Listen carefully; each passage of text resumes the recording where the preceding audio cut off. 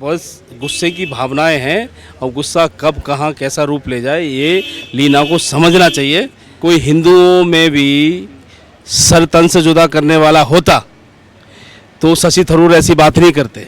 सारी दुनिया में कहीं पे भी आतंकी हमला होता है, यही लोग क्यों पाए जाते हैं? जिस मस्जिद से भीड़ निकल रही है उस मस्जिद का मौलाना जिम्मेदार होना चाहिए, उसके खिलाफ एक्शन लिया जाना चाहिए। अब बताइए कैमरे के माध्यम से कि हिंदू सेना जिस तरीके से काली पोस्टर को लेकर विवाद चल रहा है, काली माता को अपमानित किया जा रहा है, शिवलिंग को अपमानित किया जा रहा है, माँ पार्वती को अपमानित किया जा रहा है, तो हिंदू सेना का क्या स्टैंड है और हिंदू संगठन इस पर क्या विचार कर रही है? ऐसा हिंदू संगठनों में रोष है, बहुत गुस्सा में हिंदू संगठन, कई जगह काफ़ी जगह धरने प्रदर्शन भी हुए हैं। मैंने ट्वीट के माध्यम से ट्वीट दिल्ली पुलिस को किया था, उसके बाद एफआईआर भी दर्ज की गई है और वो दूसरा पोस्टर है उस पर भी हमने शिकायत दी है, उस पर भी मामला एक और दर्ज उन पर होगा ही। और सारे समुदाय में रोष है और ये बस गुस्से की भावनाएं हैं और गुस्सा कब कहाँ कैसा रूप ले जाए ये लीना को समझना चाहिए। ये लीना सही कह रही है कि भारत अब लीना के रहने योग्य नहीं रहा। उसको जानबूझकर हिंदू समुदाय सनातन धर्मियों की भावनाओं को ठेस पहुंचाते हुए मां काली का पोस्टर रिलीज किया गया। जब उनके ऊपर एफआईआर दर्ज की गई दिल्ली में भी और यूपी में भी, उसके बाद उन्होंने एक और ट्वीट करके एक और पोस्टर जारी कर दिया करो। लेकिन अब यहाँ चुप्पी क्यों साधे हुए ओवैसी को कहना चाहिए, पुलिस में जाके खुद उन्हें शिकायत देनी चाहिए कि जिन लोगों ने मां काली का पोस्टर विवादित ये यहाँ रिलीज किया उनको अरेस्ट किया जाए। इससे ये है कि इनको कानून का कोई डर नहीं है। यदि कानून का डर होता तो वो माफ़ी मांगती, कहती गलती हो गई, गलती मानने के बजाय एक दूसरा पोस्टर रिलीज कर देते हैं। इसका मतलब ये है कि जानबूझकर ये चीज़ें की जा रही है ताकि भारत में हिंदू समाज भी उग्र होकर, जिस प्रकार से दूसरा समाज सड़कों पर उतर रहा है, सर तन से जुदा, ये जुदा वो जुदा करने का नारा लगा रहा है, ऐसा ही हिंदू भी करे। पर हम ऐसा कुछ नहीं करते। भारत के संविधान में जो है उसके तहत इनके खिलाफ कानूनी कार्रवाई होनी चाहिए। यदि ये लोग नहीं सुधरेंगे तो उग्र धरना प्रदर्शन और उग्रता हिंदुओं को भी सामने आ सकती है। भगवान महादेव को लेकर भी अपमान किया गया, भगवान महादेव माता पार्वती को अपमानित किया गया, धूम्रपान करते हुए दिखाया गया है। और महुआ मोइत्रा के बयान पर आप क्या कहिएगा? महुआ मोइत्रा ने जानबूझकर हिंदुओं की भावना आहत करने का काम किया है। उनके खिलाफ कानूनी कार्रवाई, सख्त से सख्त जितनी कानूनी कार्रवाई है वो होना चाहिए। कल लीना बोल रही थी सर कि भारत कभी भी हिंदू राष्ट्र नहीं बन सकता। भारत अब उनके कहने से हिंदू राष्ट्र तो आज भी नहीं है, लेकिन हम माने तो हिंदू राष्ट्र हम बना के ही रहेंगे और हिंदू राष्ट्र के लिए सैकड़ों लोग काम कर रहे हैं। और लीना ये भी कह रही है कि भारत अब रहने योग्य नहीं है, मुझे खतरा है।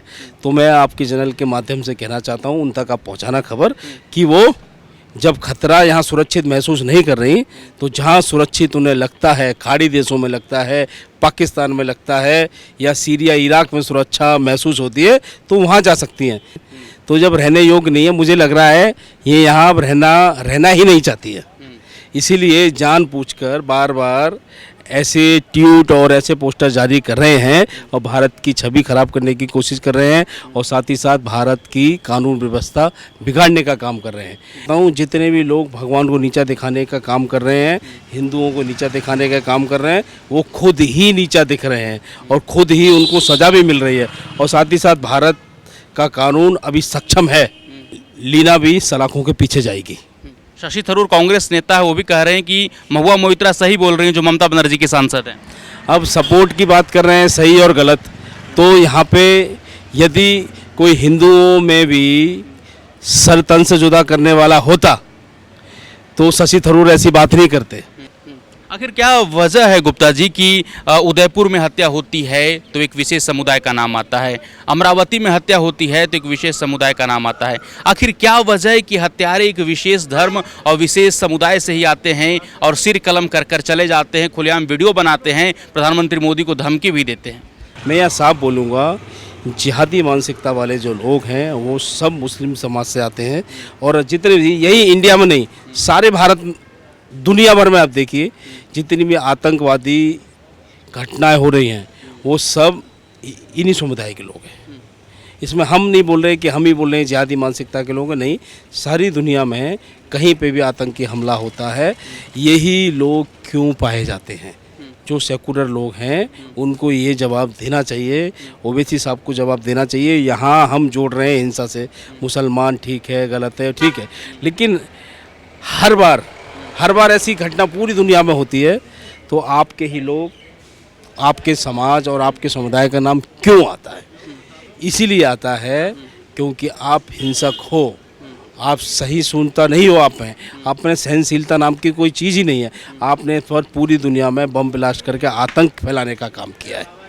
आखिर क्या वजह है गुप्ता जी कि जब पत्थरबाजी होती है, कहीं भी पत्थरबाजी होती है तो एक विशेष धर्म का नाम सामने आ जाता है? जुमे के नमाज के बाद आखिर मस्जिद में ऐसा क्या किया जाता है कि नमाजी बाहर निकलते ही उग्र प्रदर्शन करने लगते हैं, पथराव करने लगते हैं? वो जुमे की नमाज होती है, उसके बाद खुतबा होता है। खुतबे में वो अपनी आयातें बताते हैं, जैसे भाषणबाजी करते हैं ना, वो भाषणबाजी उस समय उग्र भाषण जो दिया जाता है उससे लोगों की भावना भड़कती है और वो बाहर निकल के हिंसा फैलाते हैं। तो मैं यहाँ सरकार से मांग करता हूँ उस खुतबे की रिकॉर्डिंग होनी चाहिए और साथ साथ ऐसा प्रावधान होना चाहिए जिस मस्जिद से भीड़ निकल रही है उस मस्जिद का मौलाना जिम्मेदार होना चाहिए, उसके खिलाफ एक्शन लिया जाना चाहिए।